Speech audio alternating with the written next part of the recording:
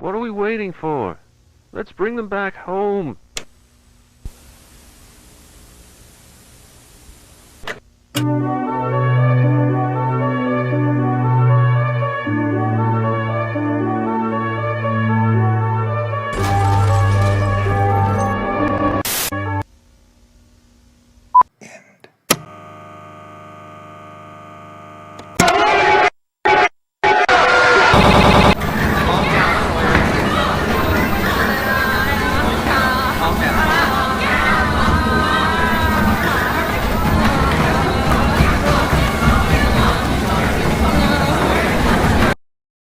On October 1st, 2016, a channel was created under the name Mr.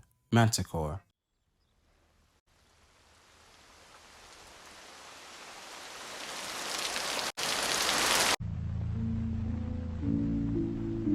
His first ever video of Mr. Manticore was uploaded on November 26, 2016. The video was indeed uncomfortable, intriguing, and disturbing all in one. Was it the animation?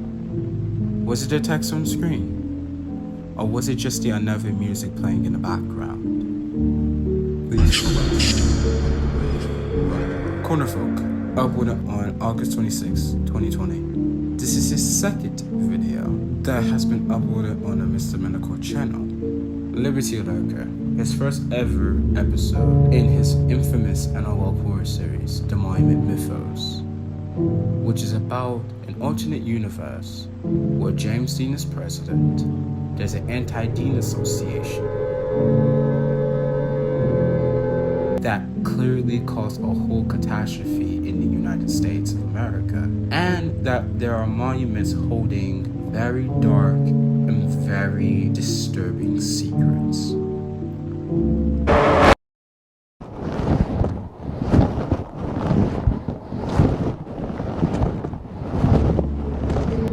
The series is also running for 2 seasons. Both seasons are generally remarkable, uncomfortable, weird, and disturbing in their own right. But that's not what we're here to talk about. We're here to talk about Mr. Manticore's newer and much more disturbing series, the Nixonverse. Mr. Manticore describes this series as an analog super horror, which I believe is quite interesting. But watching this series made me feel very uncomfortable, confused, intrigued, and just wanting to know more about what's happening. Hi, my name is Steve, and welcome back to another video.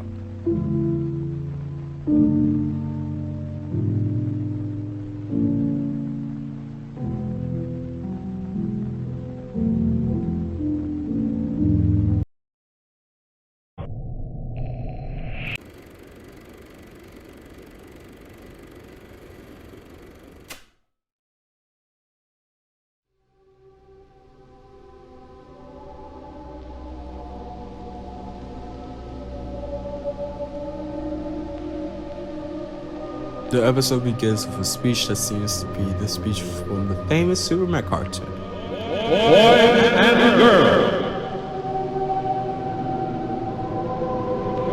your attention please. Presenting a new exciting radio program featuring the thrilling adventures of an amazing and incredible personality. Faster than an airplane, more powerful than a locomotive, impervious to bullets.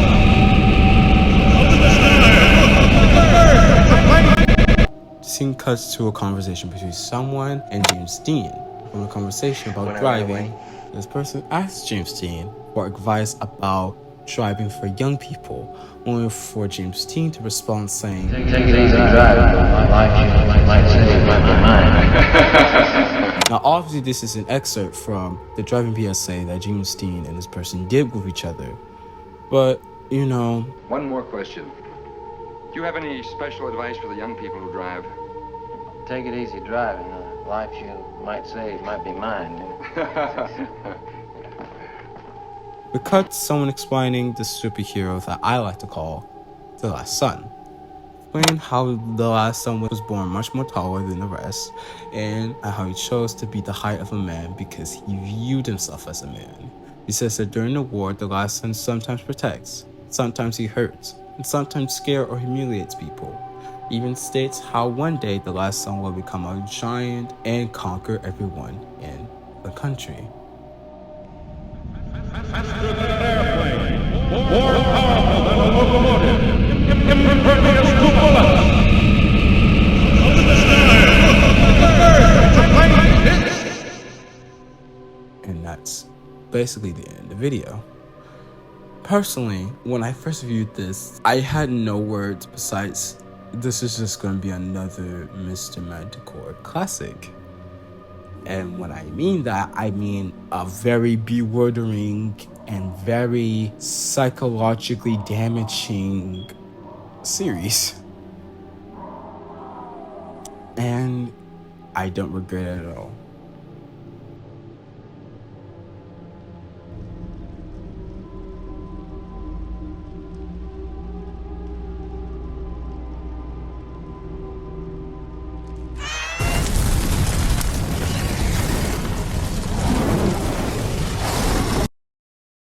This video is a bit more interesting.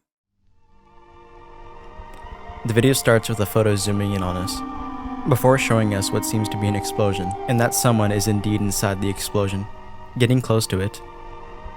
We seem to be some sort of, and the caption confirms that, saying that this belongs to D-Day night. Up close, we see that the knight loses his helmet during the explosion, and then mysteriously, a caption appears underneath, saying that the horned serpent lives. And if you don't know what the horned serpent is, the horned serpent is the antagonist from the Monument mythos, and it was a creature that lived in the crust of the earth. And it was shown when Maya and Nathaniel Arnoldson were at the maze facility, and a huge explosion was caused. But moving on. We then cut to a report from the World Nightly with Alice Avenue, titled Free Will of the D-Day. She explains that on June 6, 1944, American units landed on Omaha Beach, and that a massacre was awaiting them. The men were outnumbered by hundreds of thousands of bullets, and these men have no free will. 10 million men were drafted, and since they had no free will, the only direction they could go was forward. But they all changed until the night came in, and helped the poor men. She also states how she deflected bullets, destroyed anti-aircraft guns, and helped the men to safety. The knight could have been selfish, but he chose not. He helped those men, and he could help the whole country. Cut back to an image that showcases what the helmet looked like in detail, and it looks disturbing and grisly. In fact, according to the top strongest wikia, it says that this helmet is literally George Washington's horrifically disfigured skull, which makes it so much disturbing.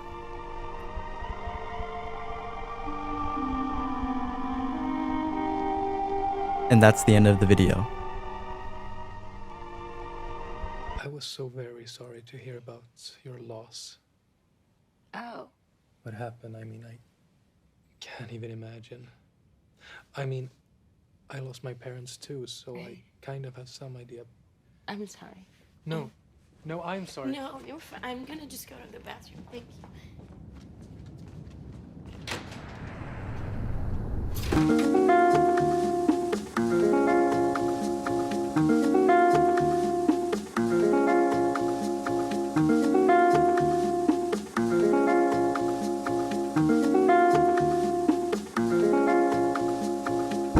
Yeah?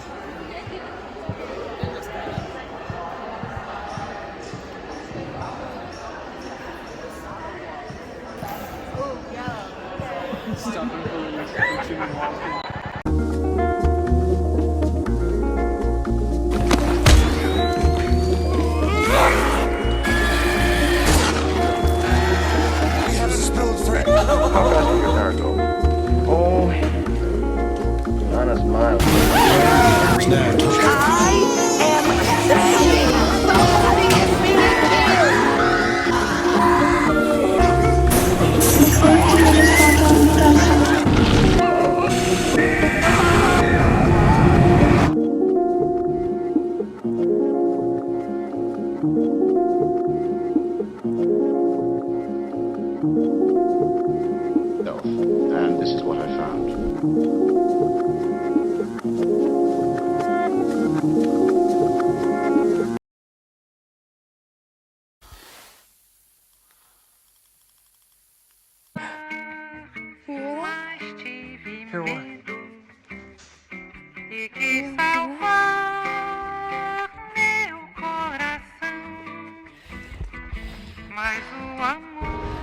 It's my dad! Oh my god!